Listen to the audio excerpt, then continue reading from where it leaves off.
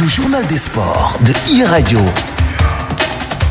Bonjour Mohamed Kandji. Bonjour Antoine. Skate Roller prépare les Jeux Olympiques de la jeunesse qui vont se tenir à Dakar en 2022. La fédération sénégalaise lance d'ailleurs sa saison 2018-2019 de skate roller ce samedi. Et selon la présidente Awanar Fall, ce championnat permettra de distinguer les talents en prélude des JOJ de 2022.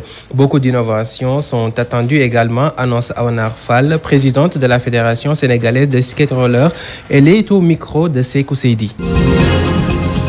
Je suis trop contente de voir mon sport de roller et skate rentrer aux Jeux Olympiques depuis Rio 2018. Cette saison, nous allons terminer en beauté en faisant le championnat national des enfants, petite catégorie, parce que si vous voyez qu'on fait la petite catégorie, c'est pour pouvoir montrer la compétence des athlètes sénégalaises de roller et skate, parce qu'on prépare en ce moment le JO 2022 dont Dakar va organiser Sénégal et nous voulons remporter des médailles avec la course et le skateboard. L'innovation de cette saison, il n'y a jamais eu un championnat de petite catégorie au Sénégal. C'est la première fois, donc ça sera très spectaculaire.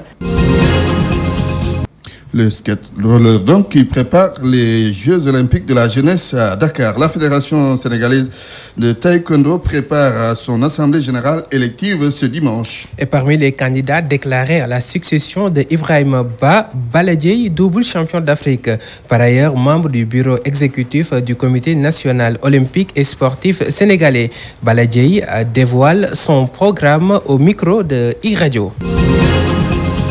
Ce qui m'a motivé pour vraiment diriger la Fédération sénégalaise de taekwondo, c'est vraiment une logique en fait par rapport à ma carrière, parce que comme vous le savez, j'étais sportif de haut niveau, après je suis rentré dans les instances au niveau national et international. Pour le développement du taekwondo, j'ai un programme en fait qui est vaste et bien étudié sur 4 ans. À vrai dire, les chantiers sont vraiment vastes, mais nous allons passer pour la réorganisation de la fédération pour avoir une fédération qui est moderne, évoluée et démocratique, où chaque individu pourra participer et être respecté. Aussi améliorer l'administration et la gestion de façon à agrandir pour que les principes appliquant pour la comptabilité financièrement puissent être appliqués à ce niveau-là, et stimuler aussi la coopération entre les différentes organisations, des individus et les composants de notre famille internationale du taekwondo.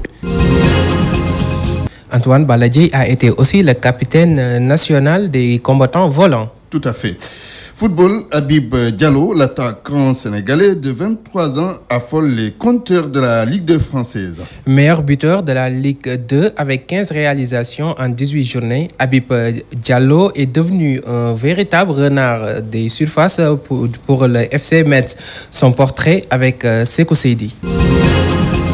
La saison 2018-2019 de Ligue 2 française est celle de la révélation Habib Diallo. De son vrai nom, Habibou Mohamedou Diallo a fait ses débuts en 2011 à Génération Foot, son club formateur. En été 2015, il rejoint le FC Metz alors que le club venait d'accéder à la Ligue 1 française avant d'être prêté au stade brestois. C'est lors de la saison 2018-2019 que le talent de Habib Diallo a explosé aux yeux du monde de football. Pour 18 matchs disputés dont 14 titularisations cette saison, Habib Diallo a fait trembler les filets à 15 reprises. Un total de 1234 minutes en 18 journées, c'est un but sur 82 minutes pour le jeune attaquant sénégalais. Né le 18 juin 1995 à Thiès, Habib Diallo est convoqué pour la première fois en équipe A du Sénégal par Aliou Cissé en novembre 2018 pour affronter la Guinée équatoriale dans le cadre des éliminatoires de la CAN 2019. L'attaquant messin est appelé en renfort suite au forfait de Moussa Konaté. En 18 journées de la Ligue 2 française, Habib Diallo est le meilleur buteur avec 15 réalisations.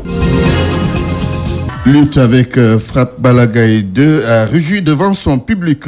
Le fils de Double S était hier au terrain de la cour de l'école 16 de Guédiawaye. Pas question pour ses supporters de manquer cet événement depuis son retour de la France où il s'était rendu à l'INSEP de Paris pendant 3 mois. Balagaï 2 a effectué une séance d'entraînement à l'école 16, mythique lieu de contact des poulains de Balagaï 1.